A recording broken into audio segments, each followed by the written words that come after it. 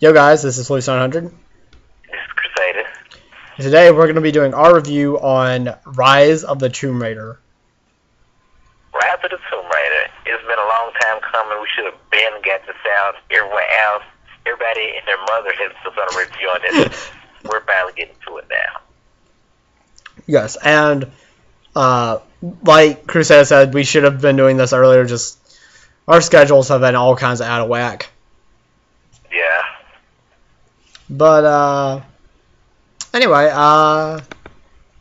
starting off, talking about graphics. Yeah. And the graphics, to say the least, were amazing. Oh yeah. Oh yeah. And you're playing on a better TV than I am, so if I think they're awesome, then they're way more awesome for you. Yeah. I mean, I played Batman. I played The Witcher 3. I played a couple other games that had spectacular graphics. I mean, mind-blowing, like true next gen. But this game has some great graphics. I mean, completely floored me. I'm glad that the team worked so hard to make such good graphics. Yeah, same here. And I liked, one thing that we really didn't talk about before doing this, but something that just came to mind. I like how, like, if there was like a fence up or something, right? Mm-hmm. I liked how you could jump over it, and it wasn't like a boundary limit type of thing. Yeah. Because I hate it when games do that.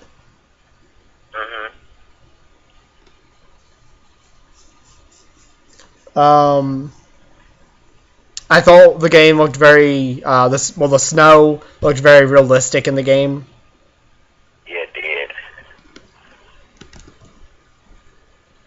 It was a very good looking game. I mean, like when it was snowing, you could see the snow on her. Mm-hmm. You could see the path that she led through the snow when she was walking through it. Mm-hmm. As the snow got deeper, you could see her dragging her feet like she was trying to climb a mountain or something, which she was doing a lot of it. Yeah, very true. I mean, this was an intense game, but the graphics just made it that much more so. Oh yeah. One thing I really liked is what in the world was how snow would get on her hair and you could see it. Yeah. Just the overall look of it. Just, like when she was cold and freezing, like you see her like shivering. You see her shivering. Oh yeah. And like when she was drowning and like climbed out of the water, you see her coughing up water. I mean, like, where do you see that in video games these days? You don't. No, you don't. I mean, she's literally coughing up the water when she came out. Like, I think it was one of the first tombs or something where she was trying to swim and she almost drowned and she was coughing up the water, which was amazing. Oh yeah. Not that she was drowning, but the overall look of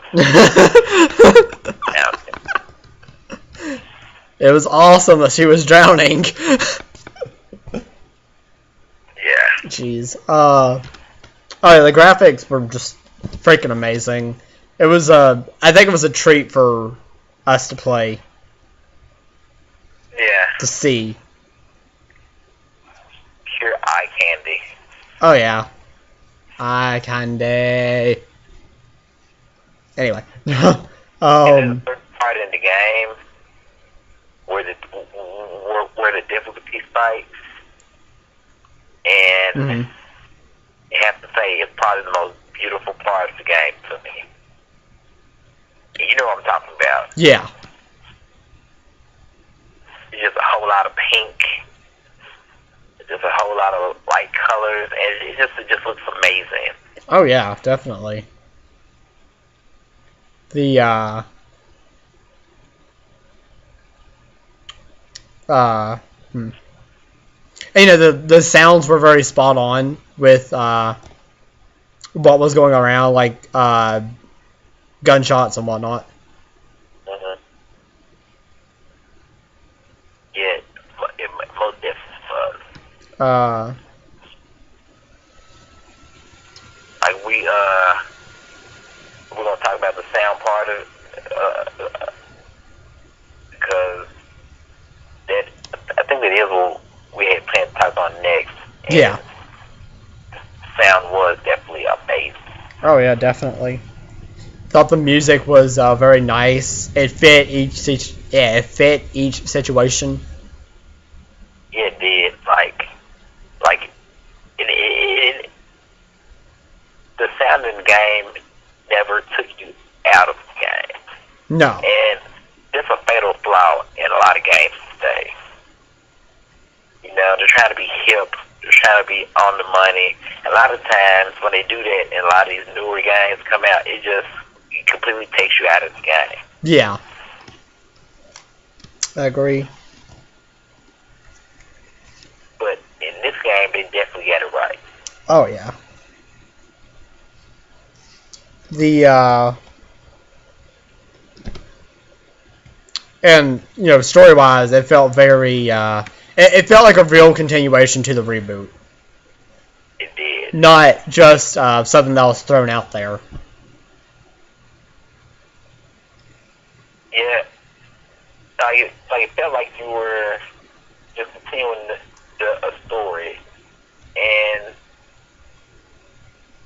like you felt like you were a part of the story, like you were like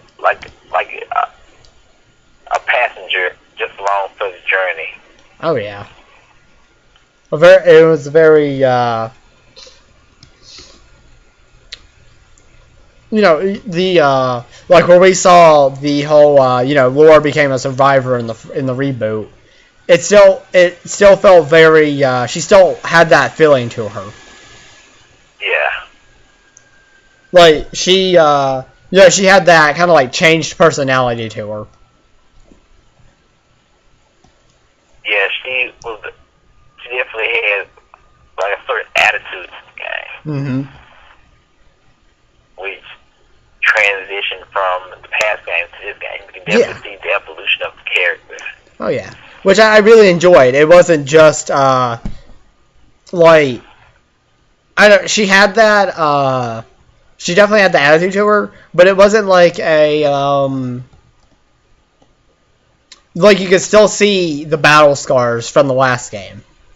Mm-hmm.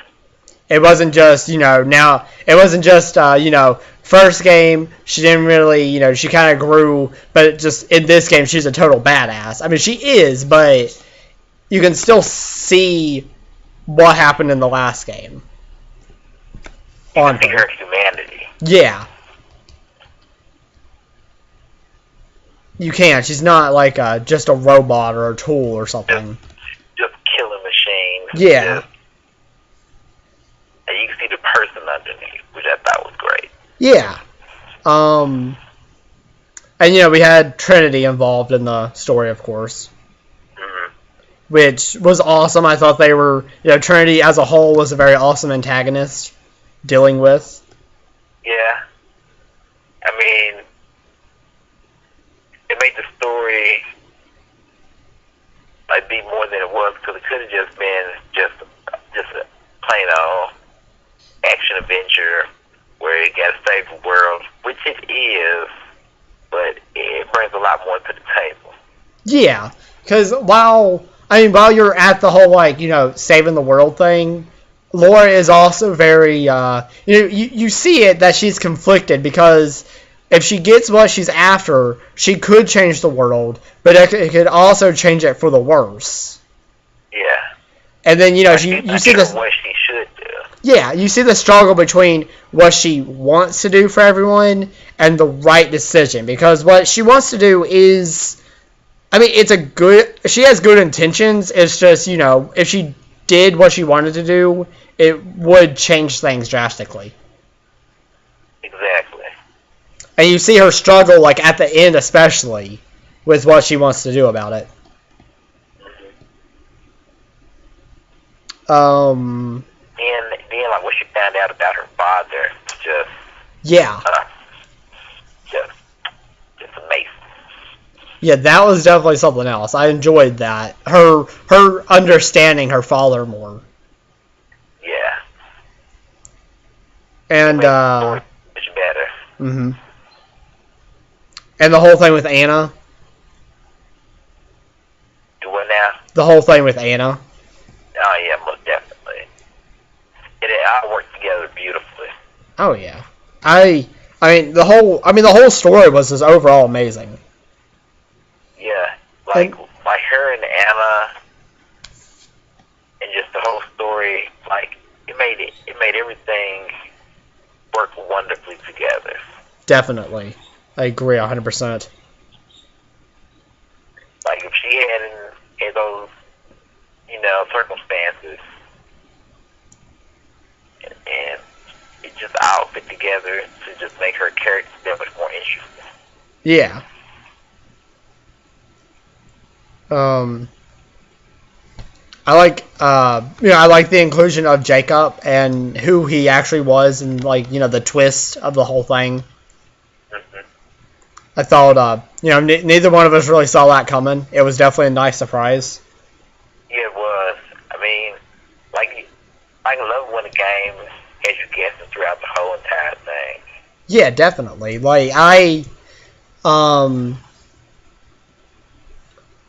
You find out who he is, and then, I don't know if you really did, but, whenever I found out, I was thinking back, and I was like, so he was him the whole time? Yeah. But it actually explained things, like how he could do what he did. I mean, cause he was just, taking out people like he was just a warrior. Yeah, and, it really made me wonder, because I was like, you live in the mountains, how do you know to do this? Yeah. But then, look... trained professionals who were guys who were trained killers, but it's not like they were kids. Yeah, and, I was wondering, how do you know to do this? What? You're not... I mean, it was one thing for Laura, because she went through everything on the island and whatnot, but... Yeah. It was, I don't know, it was just different. Yeah, and it made everything more intriguing. So I was like, who is this guy? Yeah, it kept me guessing on who he was. I never thought he was just a simple, bouncy dweller, but, I wasn't sure what he was. No, me either. I'm glad that Jonah was there, of course. Most definitely. He made this, he brought, more, humanity to the story. Definitely. Especially when Laura was, so worried about saving him and not really caring if she risked herself for him. Yeah. Because she lost so many people, in the first game. It was just cool to see her, take responsibility. It's kind of my fault, so I need to take... He's out here because of me, so... It's cool to take responsibility for herself. Yeah, I definitely feel the same, because he, she was very, very, very, very concerned about him. Mm-hmm. And he was only after, she asked him to come, so... Yeah. He got invited himself, but still. Yeah, but, she took responsibility for him being there. Exactly. Didn't forget about him once, she came close to her goal. Yeah. Still disappointed that, Sam wasn't in the game, or there was no mention of Sam at all. Yeah. But I'm hoping that, part 3, they kind of go back to the Sam story. I want to see if, she had some potential we didn't know about. If she become a super warrior type female or something. don't care. Something. Like, my biggest concern is, like, I know Laura did the, she smashed, Himiko's statue in the last game. But, like, I know, like, my biggest thing was, Sam had been there taking it in for, like, a few minutes. Like, don't tell me that all just left as soon as the statue was smashed. I think she might have Himiko in there and... Like, I wonder, like, I don't really know if, like, fully, like, the whole spirit of Himiko got inside of her. I just wonder if there's, like, a tiny piece of her that has, like, a supernatural being inside of her. Like, now that she has come in contact with the supernatural, like, will she become different? Yeah, like, that's what I want to know. I want to know this. I really do, because it's one of the biggest concerns I had with, after the ending of the reboot, because we didn't learn anything after that about her. Yeah. I mean, we saw her on the ship talking to Reyes and Jonah whenever we were going home, but, there wasn't, like, an actual, like, dialogue with her. Yeah. But, and this game also, kept the supernatural thing going with it. Yeah. Which I enjoyed, because the supernatural thing, like, I don't know, it adds a lot to it. It's not just, normal stuff. Exactly.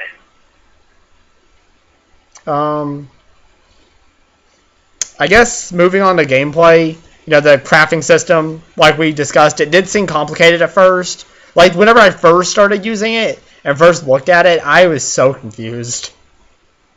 Yeah, because there's so much going on. I mean, seriously. You gotta have wood, you gotta have string, you gotta have a bullet, everything. Mm-hmm. But once you start figuring stuff out, though, it's pretty easy. Yeah, because, like, once I figured out, like, what item was actually what and where it came from, like, like, some of the, like, wooden stuff, you tore it off the trees, like, that was simple. It's just, it looked so complicated at first. Yeah. I like how you can craft arrows. You didn't need to actually be in, like, a campfire to do it, which is cool. Yeah, like, I really enjoyed that, because it added a lot, added possibilities. I mean, if I hadn't had the crafting system like that with the arrows, I would have been in trouble a lot of times. Yeah. And the, like, the different arrows we had, like the explosive, the fire, the poison. Poison is my favorite. Poison came in handy. That, that one part I was having struggle with at the, after the no return thing, like, it was, like, right after the camp, and you had, like, the helicopter flyby and all that, and then, like, the warriors came, or Trinity's people, like, that, like, the only way I got through all that was because of the poison arrows.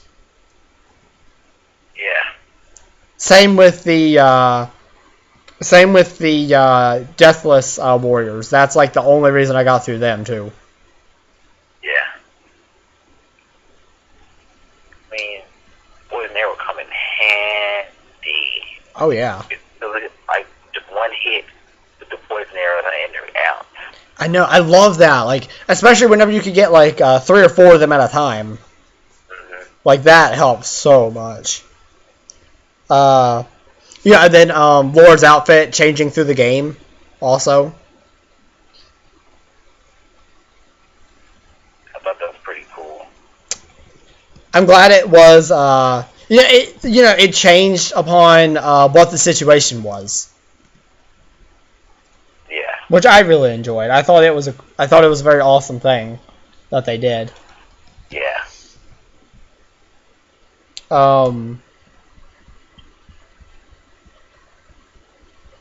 The fact that you can also change the outfit to what you want it to be, like, you don't have to have the outfit on that they give her. Yeah, you can choose what you want. I know after I bought it, I wore the commando outfit a lot. Yeah, like same here. Because that thing was just awesome. Make the healing go by faster, like if you get healing.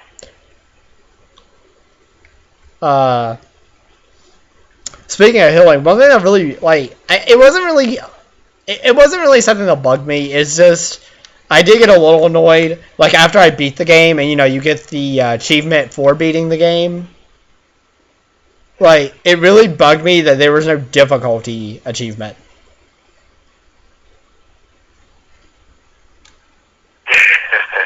Because I started on hard mode thinking, and you did on easy. Yeah. It made no difference. Yeah, that really bugged me because I was like, as soon as that popped up, I was like, you mean I just went through this whole game on freaking hard mode thinking I was going to get some dang nice achievements, and you gave me nothing but a completion achievement? I don't know, it just bugged me. Yeah. But, anyway, another thing, the variety of tombs. The tombs were much larger in this game than they were in the last one. Yeah. Which was nice. Plus all the caves you could enter that weren't really tombs. They were just, exploratory options. Yeah. That's pretty cool also. Yeah, I don't know if you can remember the name, but what's one of your favorite tombs? The ship one. The ship one. I have to agree. That was that the first one you went through? Yeah, but it was the first one for me. It was the most spectacular looking stuff. It was it seemed it had I don't know, it had a creepy atmosphere to it for me. Yeah. I just got a vibe from it, but I liked it. Smashing the ice with the I can't remember what they're called now, but yeah. I thought the puzzles in that one were nice. Yeah. Let's see. The fact that you get new abilities from doing them as well. Yeah, I thought that was pretty awesome. I still haven't got the Greek fire thing though. The Greek fire was awesome. I wish I had it. It would have made life simpler. It made the end so much easier. It would have made the end easier for me if I had remembered to go back and get it before I went to the no return camp.